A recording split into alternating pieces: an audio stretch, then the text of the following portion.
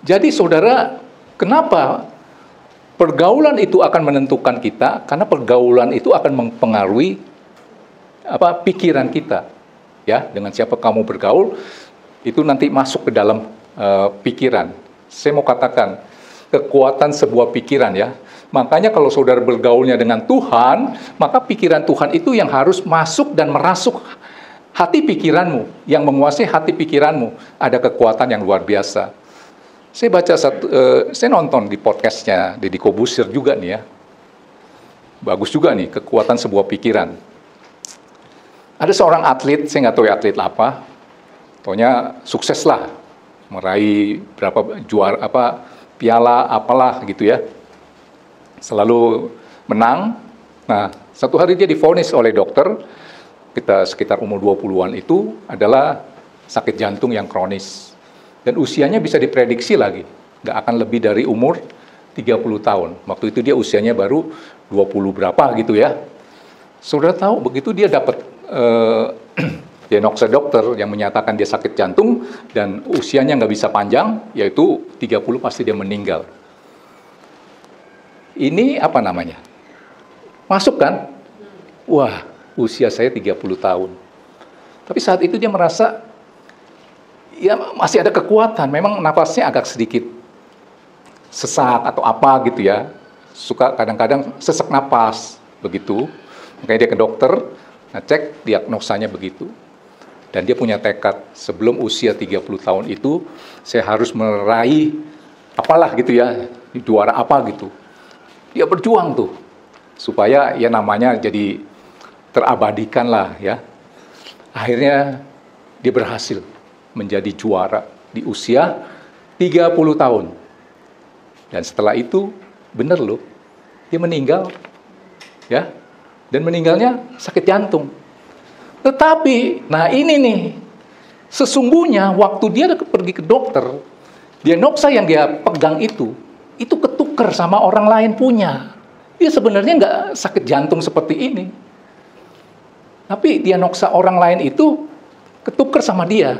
Dia baca, dia renungkan, dimasukin ke dalam pikiran dia. Wah, usia saya tinggal 30 tahun. Pak Thomas pernah didiagnosa sakit sakit jantung. Ternyata adalah apa Pak? Asam lambungnya naik tinggi, menekan jantung. Sudah lihat kekuatan dari sebuah pikiran.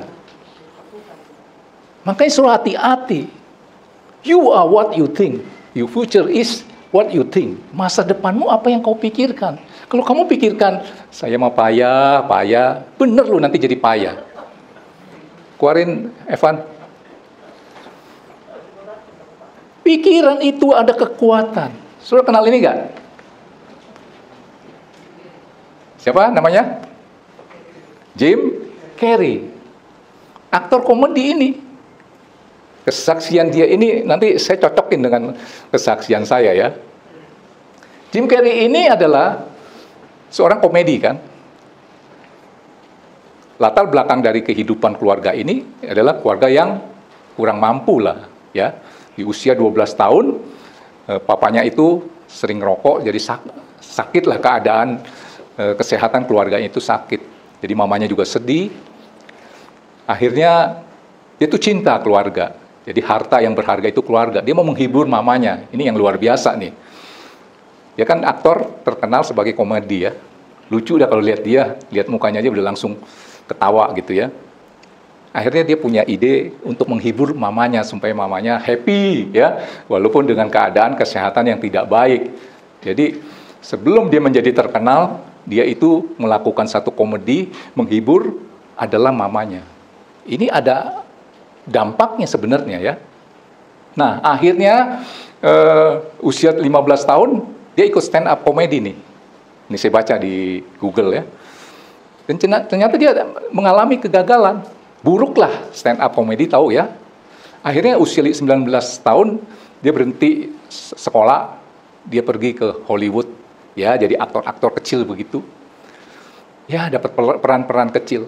Nah, di usia 30 tahun pikirannya tuh nggak tahu lah didapat dari mana gitu.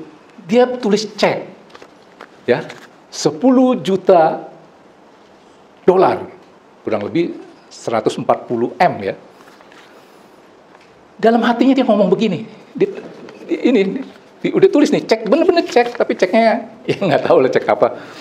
Yang akan cair 5 tahun yang akan datang, disimpan. Ini kesaksian dia.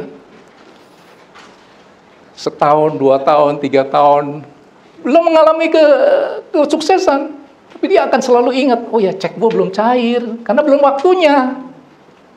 Mungkin 5 tahun kan, mungkin tahun kedua mengalami kegagalan ini, kegagalan itu. Keempat, waduh, mau putus asa. Dia ingat, oh, gue kan punya cek nih 10 juta, 140 M nih. Belum cair, artinya belum waktunya. Dia terus lakukan yang terbaik. Sudah tahu apa yang terjadi. Jadi kenyataan loh, di usia 31 atau berapa tahun, dia mendapat peran yang penting. Akhirnya dia mendapatkan kocek uang itu lebih dari yang dia tulis. Ini apa? Pikiran. Tapi ngomong-ngomong, saudara kenal gak sih ini? Pernah nonton filmnya? The Max ya, ada tuh filmnya ya. Bagus kalau film dia yang ini.